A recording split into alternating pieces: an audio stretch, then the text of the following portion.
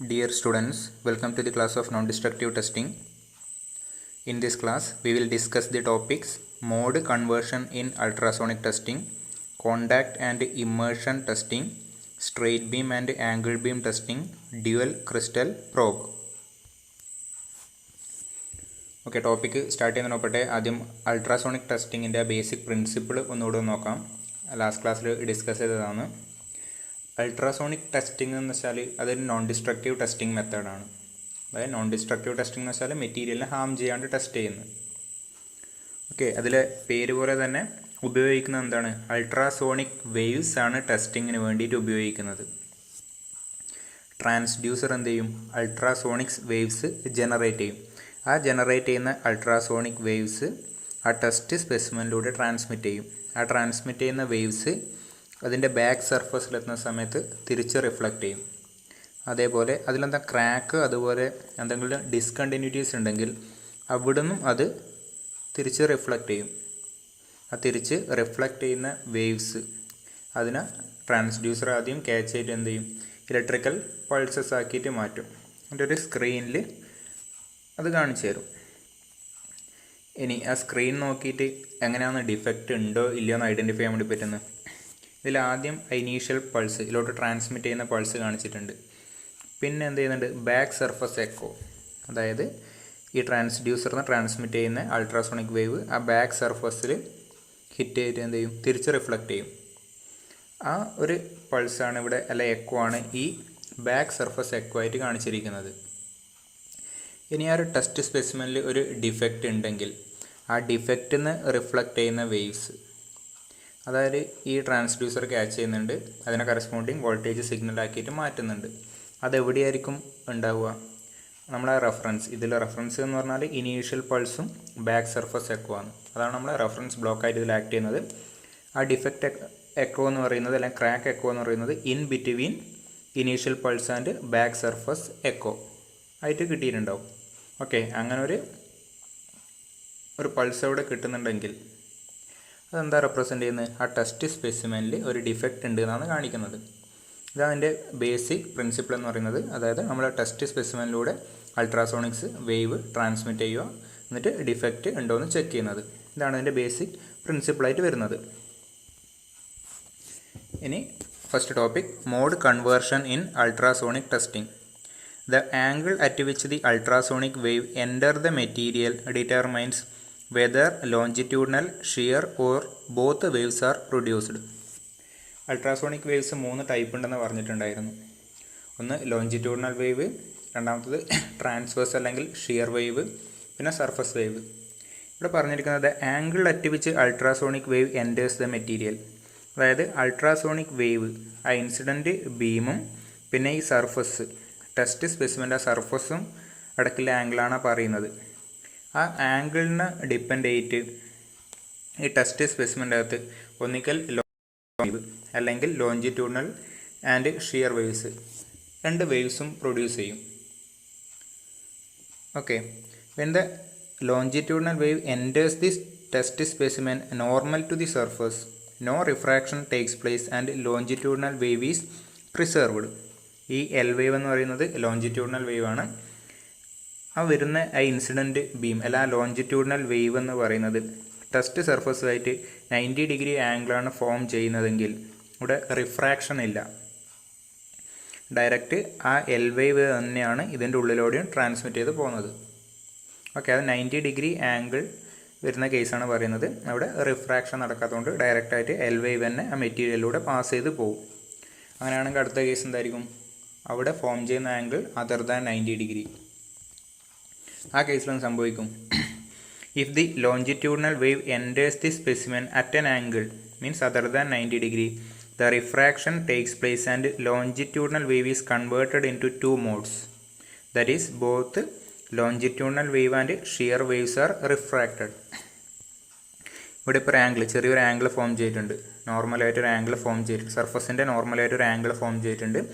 അങ്ങനെ ഒരു ബീം വരുന്ന സമയത്ത് ടെസ്റ്റ് സ്പെസിമെനിൽ എൻ്റർ ചെയ്യുന്ന സമയത്ത് റിഫ്രാക്ഷൻ സംഭവിച്ചു.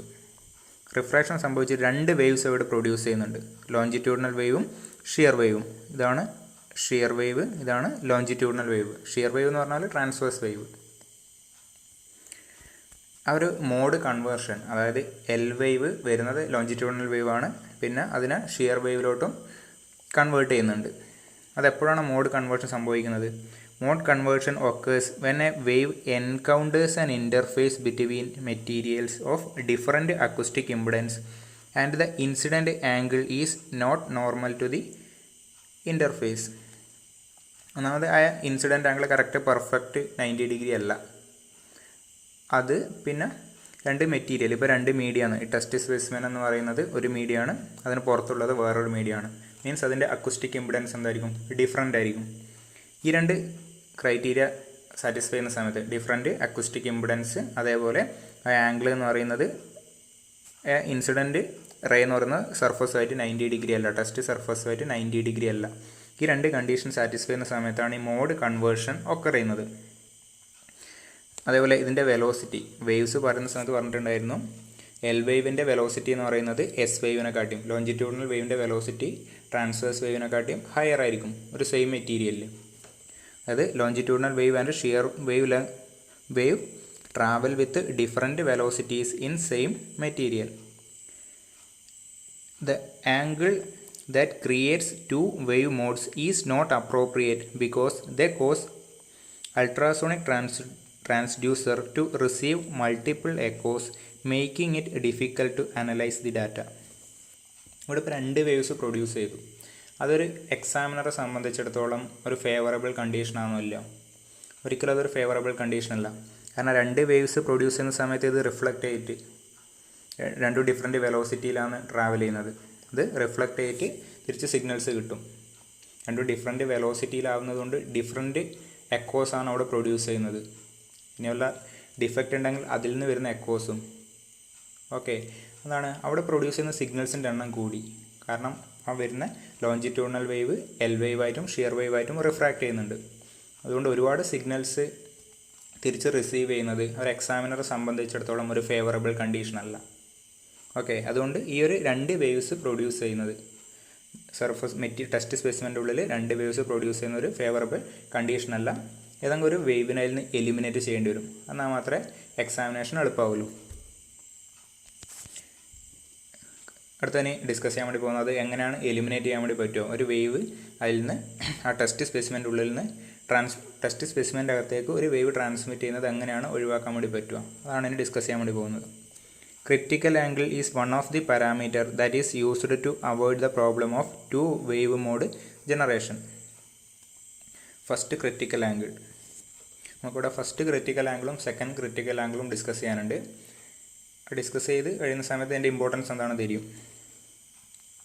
As the angle of incidence of longitudinal wave is increased, the refracted L wave moves closer to the surface of the test specimen.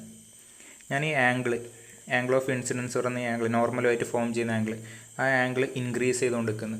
Increase ചെയ്യുന്ന സമയത്ത് ഈ എൽ വേവ് എന്ത് ചെയ്യും? എൽ വേവ് ഇങ്ങനെ മുകളിലോട്ട് പോകും. ഓക്കെ, ഈ ഒരു ആംഗിൾ കൂടിക്കൂടി വരും. ഇവിടെ താഴെ നോർമലായിട്ട് ഫോം ചെയ്യുന്ന ആംഗിൾ ഇൻക്രീസ് ചെയ്ത് വരും. ഓക്കെ, ഇൻക്രീസ് ചെയ്തിട്ട് ഞാൻ ആംഗിൾ ഇങ്ങനെ ഇങ്ങോട്ട് കൂട്ടിക്കൊണ്ടിരിക്കുന്നു. ഏതെങ്കിലും ഒരു പർട്ടിക്കുലർ ലൊക്കേഷനിൽ നിൽക്കുന്ന സമയത്ത് ആ എൽ വേവ് എന്തായിരിക്കും? ആ ടെസ്റ്റ് സർഫസിന് പാരലായിരിക്കും. അതിന് കറസ്പോണ്ടിങ് ആയിട്ടുള്ള ആ ഇൻസിഡൻറ്റ് ആംഗിളിനെ പറയുന്ന പേരാണ് ഫസ്റ്റ് ക്രിറ്റിക്കൽ ആംഗിൾ എന്ന് പറയുന്നത്. ഓക്കെ, ഒന്നുകൂടെ പറയാം. ഇവിടെ ആംഗിൾ ഓഫ് ഇൻസിഡൻസ് കൂട്ടിക്കൊണ്ടിരിക്കുന്ന സമയത്ത് ഈ എൽ വേവ് എന്ത് ചെയ്യും? എൽ വേവിൻ്റെ ഇവിടെ താഴെ ഫോം ചെയ്യുന്ന ആംഗിൾ കൂടിയിട്ട് എൽ വേവ് ആ ഈ ഒരു നോർമലിന് ഡീവിയേറ്റ് ചെയ്ത് പോകുന്നുണ്ടാവും.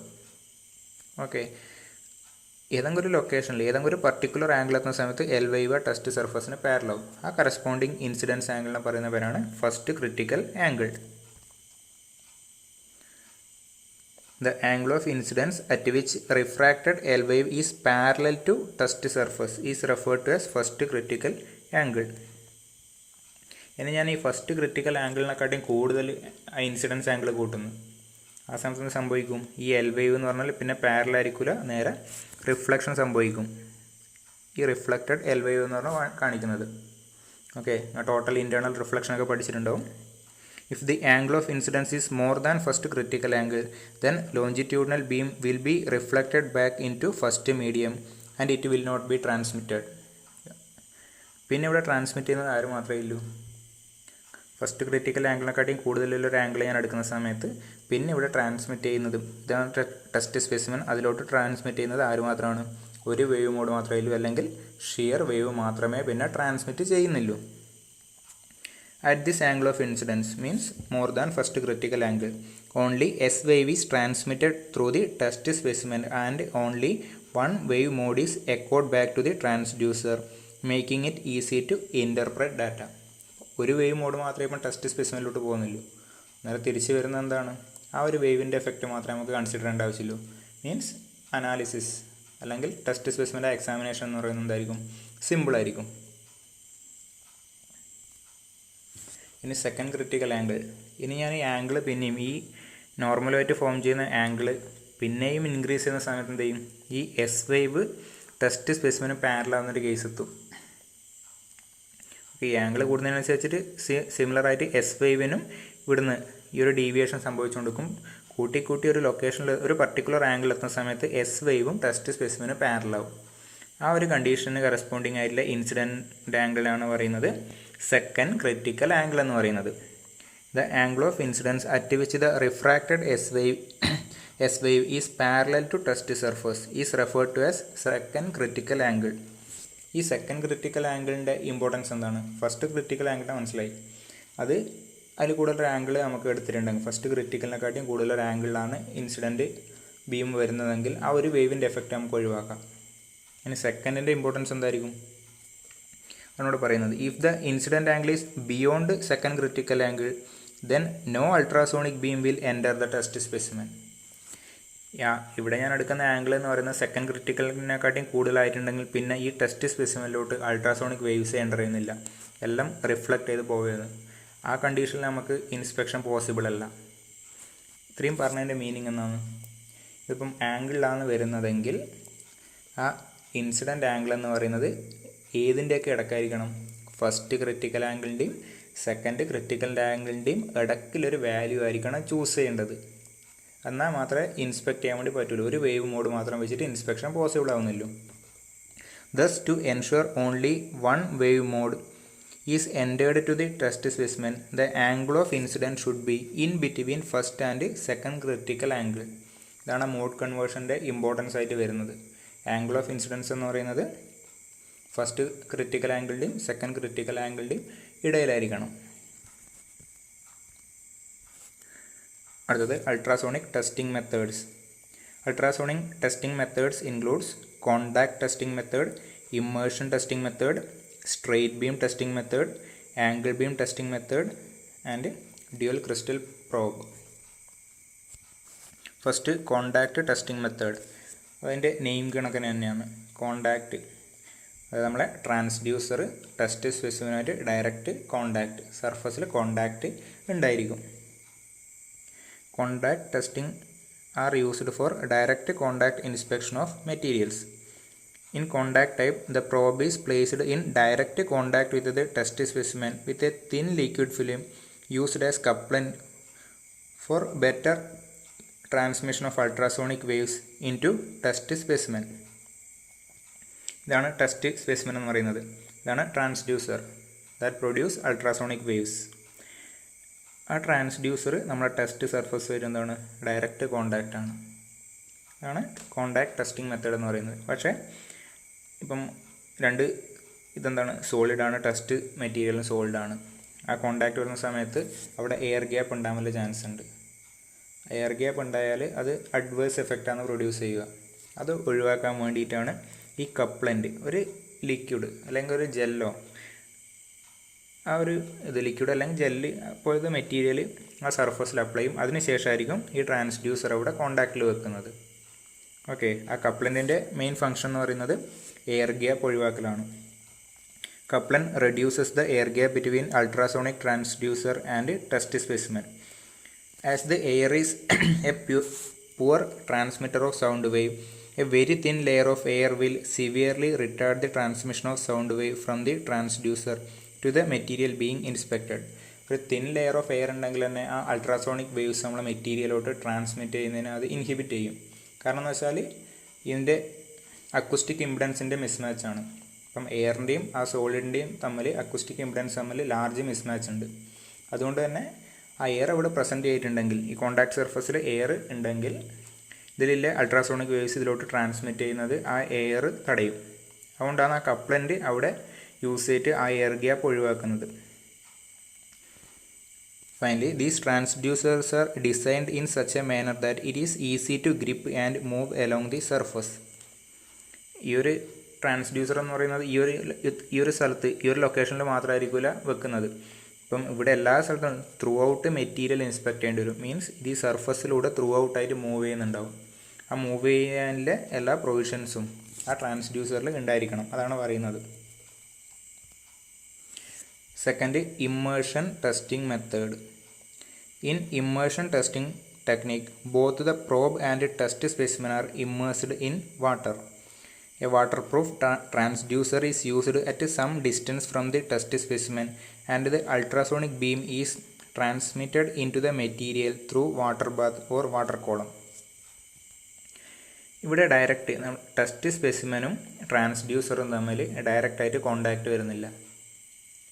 ഇമ്മേർഷൻ ടെസ്റ്റിങ്ങിൽ വെച്ചാൽ ഇവിടെ ഇപ്പം വാട്ടർ, ഇതൊരു ഇമ്മേർഷൻ ടാങ്കാണ്. ആ ടാങ്കിൻ്റെ അകത്ത് ടെസ്റ്റ് സ്പെസിമെൻ വെച്ചിട്ടുണ്ട്.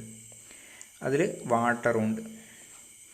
ആ വാട്ടറിലോട്ട് എന്ത് ചെയ്യും, ഈ ഒരു ട്രാൻസ്ഡ്യൂസർ ഇമ്മേഴ്സ് ചെയ്ത് വെച്ചിട്ടുണ്ടാവും. അതെന്ത് ചെയ്യും, അൾട്രാസോണിക് വേവ്സ് പ്രൊഡ്യൂസ് ചെയ്യുന്നുണ്ടാവും. ആ ultrasonic waves through this water, ആ വാട്ടറാണ് ഇവിടെ കപ്ലൻ്റായിട്ട് ആക്ട് ചെയ്യുന്നത്. ആ വാട്ടറിലൂടെ ടെസ്റ്റ് സ്പെസിമെനിലോട്ട് എൻ്റർ ചെയ്യും.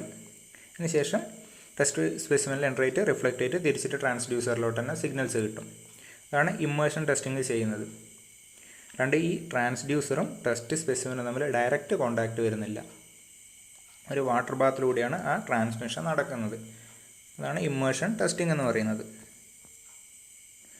This arrangement allows better movement of transducer while maintaining consistent coupling. Immersion testing techniques are mainly used in laboratory and for large installation doing automatic ultrasonic testing. ഇതെന്ന് വെച്ചാൽ ഞാൻ already പറഞ്ഞു കഴിഞ്ഞു, test specimen എന്ന് പറഞ്ഞാൽ through ഔട്ടായിട്ട് test ചെയ്യണം. അന്നേരം ഈ ഒരു ട്രാൻസ്ഡ്യൂസർ എന്താണ്, ഈ ഒരു ഡയറക്ഷനിൽ മൂവ് ചെയ്യുന്നുണ്ടാവും. ഈ ഒരു കേസിലെന്ന് വെച്ചാൽ ഡയറക്റ്റ് കോണ്ടാക്റ്റ് വരാത്തതുകൊണ്ട് ഈസി ടു മൂവ് ആണ്. അതേപോലെ ഈ കപ്ലൻസ് അവിടെ കൺസിസ്റ്റൻ്റ് ആയിട്ട്, ആ വാട്ടർ ബാത്തിന് ഒന്നും സംഭവിക്കുന്നില്ല. കൺസിസ്റ്റൻ്റ് ആയിട്ടുള്ളൊരു കപ്ലിംഗ് എഫക്റ്റും അവിടെ കിട്ടുന്നുണ്ട് ഈ ഇമ്മേർഷൻ ടെസ്റ്റിങ്ങിൽ. മെയിൻലി ഇത് ലാബോറട്ടറിയിലും പിന്നെ ഓട്ടോമേറ്റ് ചെയ്യാൻ സിമ്പിളാണ്. ഡയറക്റ്റ് കോണ്ടാക്ട് ടെസ്റ്റിങ്ങിനെ കമ്പയർ ചെയ്യുന്ന സമയത്ത് ഓട്ടോമേറ്റ് ചെയ്യാൻ വേണ്ടി സിമ്പിളാണ്. And it has the advantage that uniform couplant conditions are obtained and longitudinal and transverse wave can be generated with the same probe simply by changing the incident beam angle. ഇതിപ്പം direct നോർമലായിട്ട് വരുന്ന സമയത്ത് longitudinal waves ആയിരിക്കും ഉണ്ടാകുന്നത്. Okay, പെർപെൻഡിക്കുലറായിട്ട് വരുന്ന സമയത്ത് ഇതിലൂടെ transmit ചെയ്യുന്നത് ലോഞ്ചിറ്റ്യൂഡിനൽ വേവ്സ് ആയിരിക്കും. ഞങ്ങൾക്ക് ഷിയർ വേവ് അറ്റ് ആൻ ആംഗിളിൽ ഇൻസ്പെക്ട് ചെയ്യണമെങ്കിൽ എന്ത് ചെയ്താൽ മതി, ഇതിന് ഒരു ഇൻസിഡൻസ്, ഒരു ആംഗിൾ കൊടുത്താൽ ഈ പെർപെൻഡിക്കുലറിന് പകരം ഇത് ശരി ഒന്ന് ജസ്റ്റ് ചരിച്ച് വെച്ചാൽ മതി. അന്നേരം ആംഗിളിൽ ബീം എൻ്റർ ചെയ്യും. ഓക്കെ, കോണ്ടാക്ട് ടെസ്റ്റിങ്ങിൽ ഡയറക്റ്റ് അങ്ങനെ പറ്റൂല. ഇപ്പം ഇമ്മേർഷൻ ടെസ്റ്റിംഗ് ആയതുകൊണ്ട് ഇപ്പം ഡയറക്റ്റ് കോണ്ടാക്ട് ഇല്ലാത്തതുകൊണ്ട് ഈ ട്രാൻസ്ഡ്യൂസറിന് ഒരു ആംഗിൾ തന്നെ കൊടുത്താൽ തന്നെ നമുക്ക് എന്ത് ചെയ്യാൻ വേണ്ടി പറ്റും, ഷിയർ വേവ് വെച്ചിട്ടുള്ള ഇൻസ്പെക്ഷനും കൂടെ ചെയ്യാൻ വേണ്ടി പറ്റും. Third one, straight beam testing method. പേര് പോലെ തന്നെ സ്ട്രെയിറ്റ് അല്ലെങ്കിൽ നോർമൽ ബീം നോർമലായിട്ടായിരിക്കും സർഫസിലോട്ട് വരുന്നത്. In straight beam technique the ultrasonic beam is introduced into the test article at 90 degree to the surface. It is also called normal beam technique. ഇവിടെ എന്ന് വെച്ചാൽ ultrasonic waves എങ്ങനെയാണ് വരുന്നത്, correct 90 degree straight beam test സർഫസിലോട്ട് 90 ഡിഗ്രിയിലാണ് enter ചെയ്ത് വരുന്നത്. Okay, അതുകൊണ്ട് അതിന് എന്ത് പേരും കൂടിയുണ്ട്, നോർമൽ ബീം ടെസ്റ്റിംഗ് എന്ന പേരും കൂടിയുണ്ട്. In this technique mostly transducer is in direct contact with the specimen. With the single probe, transducer of the probe act as both the transmitter and receiver. ഈ ഒരു സ്ട്രെയിറ്റ് ബീം മെത്തേഡിൽ normally ഈ ഒരു ട്രാൻസ്ഡ്യൂസറും test സർഫസും തമ്മിൽ direct contact ആണ് normally ഉണ്ടാവുക. ഇതിപ്പം single probe transducer ആണെങ്കിൽ ഇത് തന്നെയാണ്, ഈ ട്രാൻസ്ഡ്യൂസർ തന്നെ സിഗ്നൽ ജനറേറ്റും ട്രാൻസ്മിറ്റും ചെയ്യും. അതേപോലെ എന്ത് ചെയ്യും, റിസീവും ചെയ്യും സിംഗിൾ പ്രോബ് ആണെങ്കിൽ, അല്ലെങ്കിൽ സിംഗിൾ എലമെൻറ്റ് ട്രാൻസ്ഡ്യൂസർ ആണെങ്കിൽ ഇത് തന്നെയായിരിക്കും പൾസസ് ജനറേറ്റ് ചെയ്ത് ട്രാൻസ്മിറ്റ് ചെയ്യുന്നതും സിഗ്നൽസിനെ റിസീവ് ചെയ്യുന്നതും. ഇനി സ്ട്രെയിറ്റ് ബീം മെത്തേഡ് വെച്ചിട്ട് എങ്ങനെയാണ് ഡിഫക്റ്റ് ഉണ്ടോയെന്ന് ഐഡൻറ്റിഫൈ ചെയ്യുന്നത് ഓൾറെഡി ഡിസ്കസ് ചെയ്താണ്. അതിൻ്റെ പ്രിൻസിപ്പിൾ തന്നെ പറഞ്ഞതാണ്. In this technique, determination of location of discontinuity in a test specimen is done by accurately measuring the time required for a short ultrasonic pulse generated by the transducer to travel through the thickness of material, reflect from the back wall or the defect, and returning back to the transducer. ഇതിൽ defect ഉണ്ടോ എന്ന് അറിയാൻ വേണ്ടിയിട്ട് okay, normally transmit ചെയ്യുന്ന ഇത് initial പൾസാണ്. പിന്നെ defect ഒന്നും ഇല്ലെങ്കിൽ നേരെ ആ സിഗ്നൽ ബാക്ക് വാളിൽ എത്തിയിട്ടാണ് തിരിച്ചിട്ട് ട്രാൻസ്ഡ്യൂസറിലോട്ട് വരുന്നത്. ഓക്കെ, അതിനൊരു ടൈം ഉണ്ടാവും. ഇത് ഞാനിവിടെ ബാക്ക് വാൾ സിഗ്നൽ കാണിച്ചിട്ടുണ്ട്. ഇനിയൊരു ഡിഫക്റ്റ് ഉണ്ട്. ഇവിടെ നിന്ന് വരുന്ന പൾസസ് ആ ഡിഫക്റ്റിൽ തട്ടിയിട്ട് റിഫ്ലക്റ്റ് ചെയ്യും. ഓക്കെ, ആ ഒരു വേവ് വരാനെടുക്കുന്ന ടൈം എന്ന് പറയുന്നത് ഈ ബാക്ക് വാളിൽ തട്ടിയിട്ട് വരുന്ന ഇതിനെക്കാട്ടിയും കുറവായിരിക്കും. കാരണം ഇത്രപ്പേരെ അതിന് ട്രാവൽ ചെയ്യേണ്ട ഡിസ്റ്റൻസ് എന്ന് പറഞ്ഞാൽ കുറവാണ്. ഈ ഡിഫക്റ്റ് എന്ന് വരുന്ന സിഗ്നലിന് ട്രാവൽ ചെയ്യേണ്ട ഡിസ്റ്റൻസ് കുറവാണ്. പിന്നെ പക്ഷേ ബാക്ക് സർഫസ് എന്ന് വരുന്നതിന് അതിനെക്കാട്ടിയും കൂടുതൽ ടൈം ട്രാവൽ ചെയ്യണം. മീൻസ് ആ ഡിഫക്റ്റ് എക്കോ എവിടെയാണ് ഉണ്ടാവുക? In between initial pulse and back wall echo ആണ് ഉണ്ടാവുക. ഓക്കെ, ആ ടൈം ഡിഫറൻസ് ഇൻ ടൈം വെച്ചിട്ട് നമുക്ക് എന്ത് ചെയ്യാം, ഒരു ഡിഫക്റ്റ് ഉണ്ടോ ഇല്ലയോ നമുക്ക് ഐഡൻറ്റിഫൈ ചെയ്തെടുക്കാൻ വേണ്ടി പറ്റും. ആണ് സ്ട്രെയിറ്റ് ബീമിൽ വരുന്നത്. ഇനി ആംഗിൾ ബീം മെത്തേഡ്. ആംഗിൾ ബീമിൽ അന്നേരം എന്തായിരിക്കും, ഡയറക്റ്റ് 90 ഡിഗ്രി അല്ലാത്തൊരു ആംഗിളിലായിരിക്കും എൻ്റർ ചെയ്യുന്നത്. In angle beam testing, ultrasonic beam is introduced in to the test specimen at some angle other than 90 degree. Angle beam transducers are usually just longitudinal normal beam transducer attached to a wedge. ഇത് normal beam transducer തന്നെയാണ് ഉപയോഗിക്കുന്നത്, പക്ഷേ അതൊരു വെഡ്ജിലോട്ട് attach ചെയ്തിട്ടുണ്ടാവും. Okay, ആ wedge എന്ന് പറഞ്ഞാൽ ഇംഗ്ലണ്ടിൻ്റെ ഷേപ്പില്ലത്, അതിലോട്ട് അറ്റാച്ച് ചെയ്യുന്ന സമയത്ത് ആ ടെസ്റ്റ് സ്പെസിമെൻ്റെ മുകളിൽ വെച്ചാൽ എന്തായിരിക്കും, അവിടെ ഈ ഒരു ടെസ്റ്റ് സർഫസുമായിട്ട് 90 ഡിഗ്രിയിലായിരിക്കില്ല എൻ്റർ ചെയ്യുന്നത്, അതർ ദാൻ 90 ഡിഗ്രി ഒരു ആംഗിളിലായിരിക്കും എൻ്റർ ചെയ്യുന്നത്. ഓക്കെ, ആ സമയത്ത് ആ വേവ് നമ്മുടെ ടെസ്റ്റ് സ്പെസിമെനിലൂടെയും ഒരു ഇൻക്ലൈൻഡ് ആംഗിളിലാണ് പോകുന്നത്, അല്ലാണ്ട് ഡയറക്റ്റ് ഇതിന് പെർപെൻഡിക്കുലർ ആയിട്ടല്ല പോകുന്നത്. Wedge angles are designed to operate between first and second critical angle to create only a mode converted shear wave. ആദ്യം പറഞ്ഞ മോഡ് കൺവേർഷനിൽ പറഞ്ഞത് ഈ വെഡ്ജ് ആംഗിൾ എങ്ങനെ ചൂസ് ചെയ്യണം, ഇതിലൂടെ ഷിയർ വേവ് എസ് വേവ് മാത്രം ട്രാൻസ്മിറ്റ് ചെയ്യുന്ന രീതിയിൽ വേണം ചൂസ് ചെയ്യാൻ വേണ്ടിയിട്ട്. ബാക്കി എൽ വേവ് റിഫ്ലക്റ്റ് ചെയ്യുന്ന രീതിയിൽ, അതായത് in between first and second critical angle അത് വരുന്ന രീതിയിൽ വേണം ആ വെഡ്ജ് ഡിസൈൻ ചെയ്യാൻ വേണ്ടിയിട്ട്. ഇതിൻ്റെ മെയിൻ യൂസസ്, ഈ ആംഗിൾ ബീം ടെസ്റ്റിംഗ് മെയിനായിട്ട് യൂസ് ചെയ്യുന്നത് വെൽഡിങ് ഡിഫക്ട്സ് ഐഡൻറ്റിഫൈ ചെയ്തെടുക്കാൻ വേണ്ടിയിട്ടാണ്. An angled sound path allows the sound beam to come in from the side, thereby improving detectability of defect and flaws in and around welded areas. Welded areas, അതായത് sound ഈ ഒരു ഡയറക്ഷനിലൊക്കെ pass ചെയ്യുന്നതുകൊണ്ട് ഇപ്പം ഇവിടെ ഒരു welded joint ഉണ്ട്. Okay, ആ ജോയിൻറ്റിലെ എല്ലാ ഡിഫക്ട്സും നമുക്ക് ഐഡൻറ്റിഫൈ ചെയ്തെടുക്കാൻ വേണ്ടി പറ്റും ഈ angle beam testing method use ചെയ്യുന്ന സമയത്ത്. അടുത്തത് dual crystal probe. In A single element transducer there will be only one active element and the same transducer is acting as both the transmitter and the receiver. ഇത്രയും നേരം പറഞ്ഞുകൊണ്ടിരുന്നതെല്ലാം single element ട്രാൻസ്ഡ്യൂസറാണ്, അതായത് ഒരു probe തന്നെ, ഒരു transducer തന്നെ എന്ത് ചെയ്യുന്നുണ്ട്, pulses transmit ചെയ്യുന്നുണ്ട്, റിസീവ് ചെയ്യുന്നുണ്ട്. അതായത് there will be only one active element. ഈ കാണിച്ചിട്ട് ഇതിലിപ്പം ഇത് പൾസസ് ജനറേറ്റ് ചെയ്യുന്നുണ്ട്, റിസീവ് ചെയ്യുന്നുണ്ട്. ഓക്കെ, ഇതൊരു സിംഗിൾ എലമെൻ്റാണെന്ന് വിചാരിക്കുക. ഒരു ആക്റ്റീവ് എലമെൻറ്റ് മാത്രമേ ഉള്ളൂ. Same transducer will be acting as transmitter and receiver. In this case transducer cannot receive pulses until the transmission is completely stopped. ആദ്യം ഇത് വേവ്സ് ട്രാൻസ്മിറ്റ് ചെയ്യുന്നുണ്ടാവും. ഓക്കെ, ആ ട്രാൻസ്മിറ്റ് ചെയ്യുന്ന ഓപ്പറേഷൻ കഴിഞ്ഞാൽ മാത്രമേ അതിന് റിസീവ് ചെയ്യാൻ വേണ്ടി പറ്റുള്ളൂ. അറ്റ് എ ടൈം രണ്ടും കൂടെ പറ്റുന്നില്ല. അതിൻ്റെ പ്രശ്നം എന്താണ്, അല്ലെങ്കിൽ അതിൻ്റെ ഒരു ഡിസഡ്വാൻറ്റേജ് എന്തായിരിക്കും? If a defect is very close to the probe then there is a chance that defect will be missed because the echo coming out from that defect will not be received by the transducer. Means ഈ സർഫസിന് ആ top സർഫസിന് വളരെ near ആയിട്ടൊരു defect ഉണ്ട്. ഇതിൽ നിന്ന് വരുന്ന pulses ultrasonic waves ആ ഒരു ഡിഫക്റ്റിൽ തട്ടിയിട്ട് റിഫ്ലക്റ്റ് ചെയ്യും. പക്ഷേ എന്താണ്, ഈ ട്രാൻസ്ഡ്യൂസർ ആ ട്രാൻസ്മിറ്റിംഗ് ഫംഗ്ഷൻ അപ്പോഴേക്കും കംപ്ലീറ്റ് ആയിട്ടുണ്ടാവില്ല. അതിൻ്റെ മീനിങ് എന്താണ്, ഇവിടുന്ന് റിഫ്ലക്റ്റ് ചെയ്യുന്ന ആ എക്കോ അല്ലെങ്കിൽ സിഗ്നൽസിന് അല്ലെങ്കിൽ പൾസസിന് എന്ത് ചെയ്യുന്നത്, അതിന് ക്യാച്ച് ചെയ്യാൻ വേണ്ടി പറ്റൂല. കാരണം ആ ട്രാൻസ്ഡ്യൂസർ എന്ന് പറയുന്നത് ആ ട്രാൻസ്മിറ്റിംഗ് ഓപ്പറേഷൻ കംപ്ലീറ്റ് ചെയ്യണത്രേ. ആ കംപ്ലീറ്റ് ആയിട്ട് സ്റ്റോപ്പ് ചെയ്തിട്ടാണ്. അതിന് മുന്നേ എന്ത് ചെയ്തു, ആ ഡിഫക്റ്റ് സർഫസിന് വളരെ അടുത്തായതുകൊണ്ട് ആ റിട്ടേൺ പൾസ് അതിൽ വന്നു, അല്ലെങ്കിൽ റിട്ടേൺ വേവ് വന്നു. അതിന് അത് ക്യാച്ച് ചെയ്യാൻ വേണ്ടി പറ്റുന്നില്ല. മീൻസ് ആ ഒരു ഡിഫക്റ്റ് എന്ന് പറഞ്ഞാൽ എന്തായി, നമുക്ക് മിസ്സായി. അല്ലെങ്കിൽ ആ അൾട്രാസോണിക് ട്രാൻസ്ഡ്യൂസറിന് ആ ഡിഫക്റ്റ് വരുന്നില്ല, ആ വേവ്സിനെ ക്യാച്ച് ചെയ്യാൻ വേണ്ടി പറ്റുന്നില്ല. മീൻസ് എന്താ, നമുക്കത് ഡിഫക്റ്റായിട്ട് കാണിച്ചു തരില്ല. അതാണ് ഇതിൻ്റെ ഒരു പ്രശ്നം എന്ന് പറയുന്നത്. വളരെ അടുത്തുള്ള ഡിഫക്റ്റിനാണ് ഈ പ്രശ്നം വരുന്നത്. ഈ സർഫസിന് വളരെ അടുത്തുള്ള ഡിഫക്റ്റിനാണ് ആ ഒരു പ്രശ്നം വരുന്നത്. ആ ഒരു പ്രശ്നം ഓവർകം ചെയ്യാൻ വേണ്ടിയിട്ട് എന്തുപയോഗിക്കുക, ഈ ഡ്യുവൽ ക്രിസ്റ്റൽ പ്രോബ്, ഈ കാണിച്ചിരിക്കുന്നത് ഡ്യുവൽ ക്രിസ്റ്റൽ പ്രോബാണ്, അത് ഉപയോഗിക്കാൻ വേണ്ടി പറ്റും. Dual crystal probe consist of 2 independently operated elements in a single housing.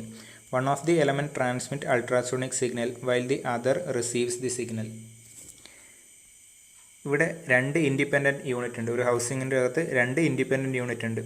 ഒന്നെന്തായിരിക്കും, signal transmit ചെയ്യാൻ വേണ്ടിയിട്ടും ഒന്ന് സിഗ്നൽ റിസീവ് ചെയ്യാൻ വേണ്ടിയിട്ടുമാണ്.